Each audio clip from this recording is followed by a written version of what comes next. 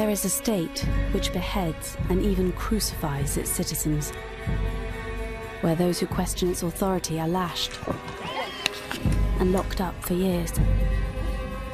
A state where women lack many basic rights, patrolled by religious police, where children are indoctrinated,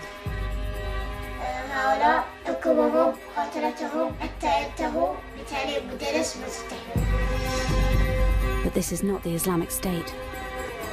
This is the Kingdom of Saudi Arabia. A close ally which buys billions of pounds worth of British arms, whose security forces we equip and train, even though they're in conflict with many of their own people, whose oil we buy, and whose royals get the red carpet treatment. We have a relationship with Saudi Arabia because we receive from them important intelligence and security information that keep us safe. Working with a team of Saudi undercover cameramen, watch this. This film sets out to penetrate one of the world's most secretive and repressive states. The women, they're imprisoned. They just fear freedom. Because of American and European support to the Saudi monarchy, our people have suffered. And we will uncover how Saudi money and ideology has helped drive terrorism around the world. I think there's a very real threat that the ideology that comes from there is posing to us. Morally, we need to make a stand. I think that the chickens are coming home to roost on this one.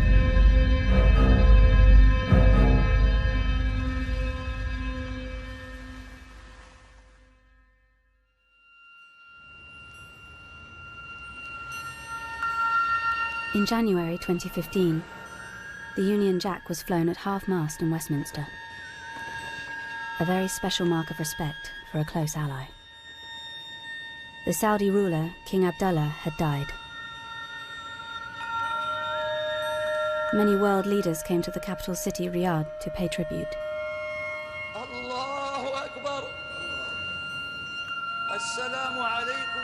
In the same month, in another Saudi city, a young blogger was whipped in public. Raif Badawi was convicted of insulting Islam after he spoke out about his government and religion. He wrote, "The only way to deal with an unfree world is to become so absolutely free that your very existence is an act of rebellion." For comments like this, Badawi, a father of 3 young children, was sentenced to 10 years in prison and 1,000 lashes.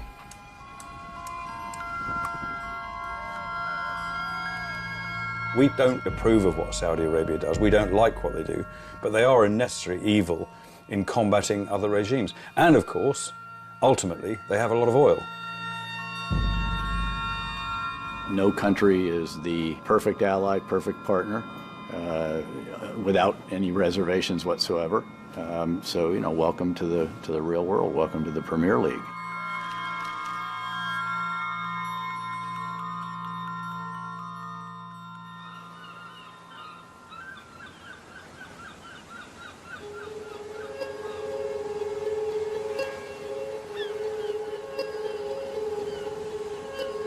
كان هنا يسب في السعودية ما بيها شيء، يقول لا أنت بنت ترى الجبال تسمع، يعني الجبال هاي تسمع. الشخص لما يبغى يتكلم لما يبغى يقول شيء ما يستطيع، ما في أي حاجة داعي يعني. فكانت السلطة تعتقل على الكتاب. هوس الخوف هذا بيسيطر على الشعب كامل سواء كانوا شباب، أطفال. Yasser is part of an underground network of activists in Saudi Arabia. It's one of the most secretive countries in the world. No journalist can operate freely, and you can't even get in as a tourist.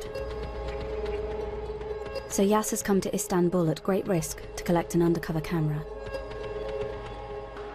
Over the next 6 months, he will be filming secretly inside Saudi Arabia. If caught, he'll be imprisoned. من ناحية إنه في خبر، نعم في خبر، تبغى الناس تشوف، تبغى الناس تعرف يعني كيف إحنا عايشين في اضطهاد وفي ذل وفي استعباد. ألزم علي إني أوصل الصورة البائسة هذه للناس واللي يكون.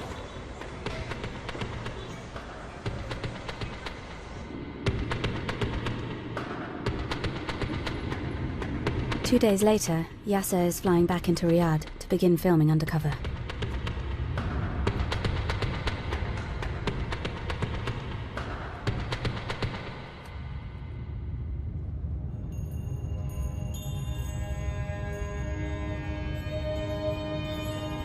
In Saudi Arabia, the king is all-powerful. Since he came to the throne in 2015, King Salman's face looms large over the streets. Saudi Arabia is the home of Islam's holiest sites and the world's largest oil exporter. Its state oil company is worth an estimated £7 trillion. The royal family and their inner circle are worth billions. Yasser films an avenue of palaces. The external face of Saudi Arabia is ostentatious wealth and luxury shopping malls. But the global crash in oil prices has hit the Saudi economy hard. Despite spending billions on social welfare, it's been estimated up to a quarter of the population live in poverty. في 3 عيال وهذه بنتي. ايش نعمل؟ ما يقرا البيت ما خرج الشارع.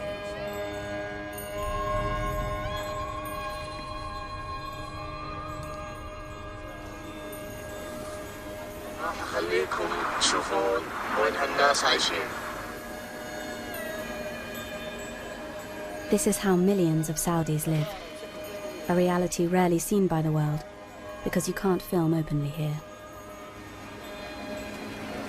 الناس هنا عايشة في العطاء بالمملكة الواحد غرفة الشيخ الأطفال يبيعون لا إله إلا الله الناس شوفوا المزبلة شوفوا كيف شوفوا المجاري شوفوا السوق تركب الماء وتشحن. Yasser's in Saudi's second city, Jeddah. He shows us how women often end up begging on the streets.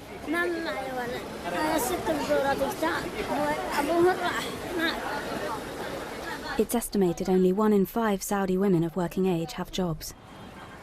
And without a man's support, many end up on the street. Yasser and his friend head down to the beach to play their lute. But before they even get there, they run into the religious police on patrol.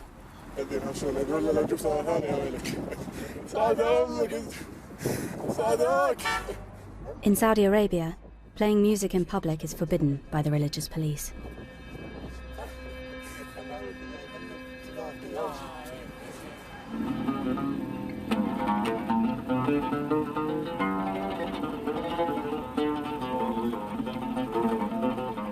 After Yasser and his friends have been there for less than 5 minutes, the police return.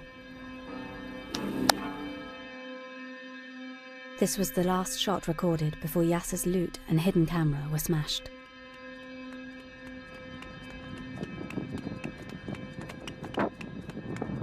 جيمس كسوني اصبعي اليوم وكسوني العود حتى.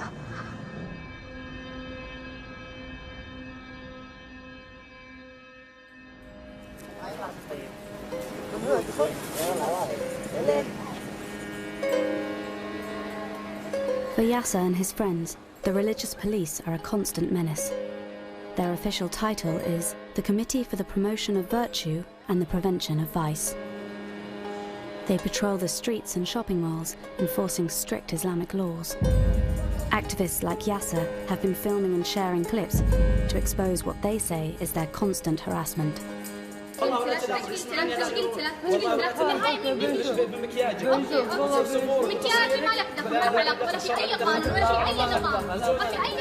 They force women to cover themselves and drive people out of cafes to go and pray. Their strict form of Sunni Islam is known as Wahhabism. It is the religion on which Saudi Arabia was founded. Here, the religious police are smashing bottles, thought to be alcohol.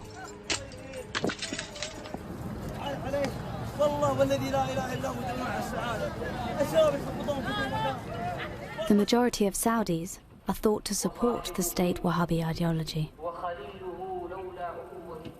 Filming secretly in a mosque, Yasser records this preacher spreading hatred of other religions.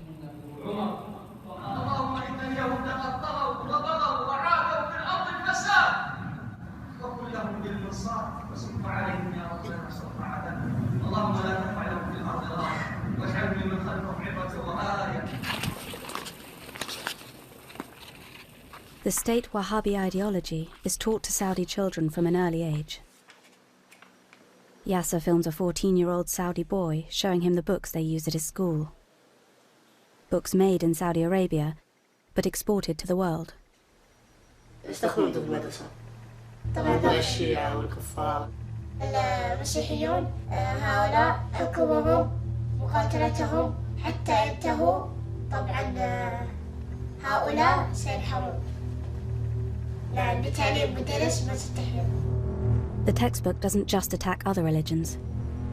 It portrays the Shia Muslim minority at home as the enemy.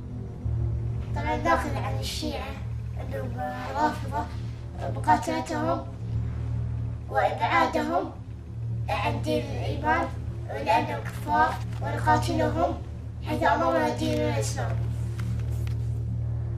The Saudi education system has been intended as an insurance policy, as a security measure to protect the ruling family and to mislead the millions of students into hatred of other religions, other cultures, and into the worship of the Saudi ruling family. Saudi Arabia is said to have made some progress reforming its textbooks, removing the worst examples of prejudice. But these books are still found in mosques and schools around the world, everywhere from Britain to areas of Syria controlled by ISIS. No wonder thousands of Saudis joined ISIS and other terror group because they were trained in Saudi schools. From the foundation of Saudi Arabia, the support of the religious establishment has been central to the royal family's grip on power. The regime uses traditional Islamic punishments. Executions are often carried out publicly with one sword blow to the neck. The headless bodies are sometimes then displayed publicly.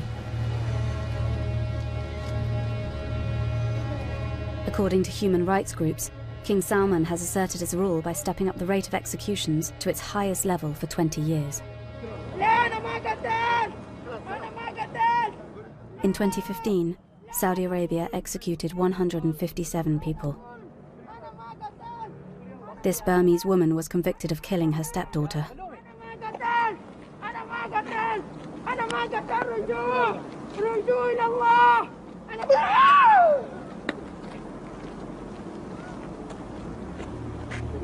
This was filmed by a policeman.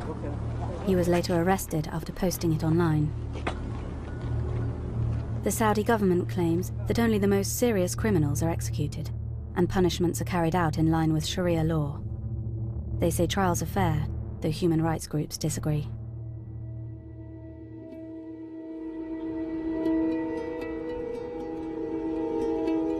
في النهاية تكمل فهم العربيين تسجيلهم تعتقلهم تعتدي عليهم. لا أعتقد أن هذا الإسلام لا أعتقد أن هذه الدولة أصلا تمت الإسلام بصلة. لكن مش الناس كلها عندها غضب، لكن المشكلة ما حد يقدر يتكلم. كل الناس تخاف العتقال. هم كلهم يبغون يخلون كل شيء بالخفي لأنه لو سمحوا بالحرية وبالكلام يعني بتكون بداية سقوط نظامهم يعني.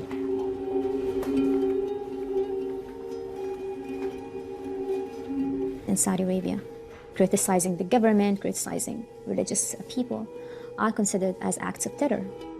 And people are reporting on each other, targeting their fellow citizens. So everyone becomes, more religious than ever. Everybody becomes more pro-government than ever. So we're going into a fascist society. The Saudi government says the anti-terror law strikes a balance between prevention of crimes and protection of human rights, according to Islamic law. One activist's story, more than any other, encapsulates Saudi suppression of free speech.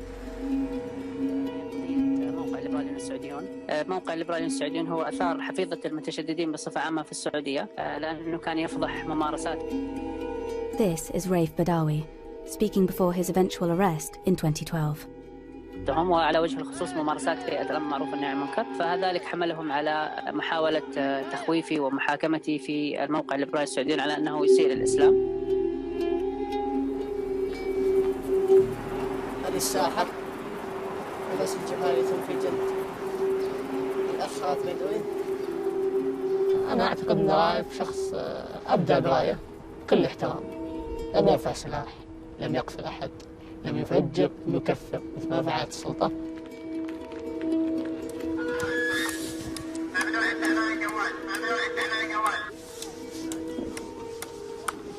For most of his sentence, Raif has been held in one of Saudi Arabia's most notorious prisons, Bremen. Saudi Arabia shows outsiders state-of-the-art prisons, but people rarely see the reality. Since Raif was imprisoned, Yasser's network has managed to smuggle camera phones into Bremen.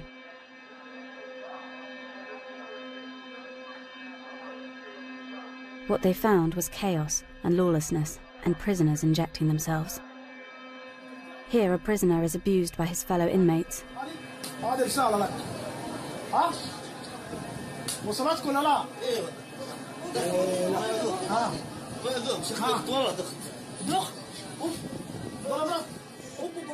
The British government had approved a £6 million contract to train Saudis on how to run its prisons. Amid the international outcry about cases like Raif Badawi's, it decided to cancel the deal, saying it was focusing its resources on domestic priorities.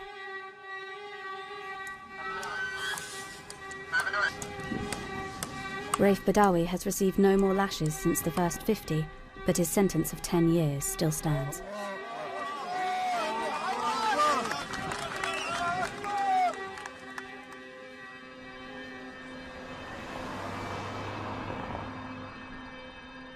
Thousands of miles away, his wife Ensaf and 3 children have received asylum after escaping Saudi Arabia. They haven't seen their father for 4 years. انت بتعرف وين هو بابا؟ وين؟ بالسجن. بالسجن ليش؟ ليش ما أعرف. شو عمل؟ بس هو ما عمل شيء، بس لأنه كتب وبعدين هذا وبعدين راح على السجن.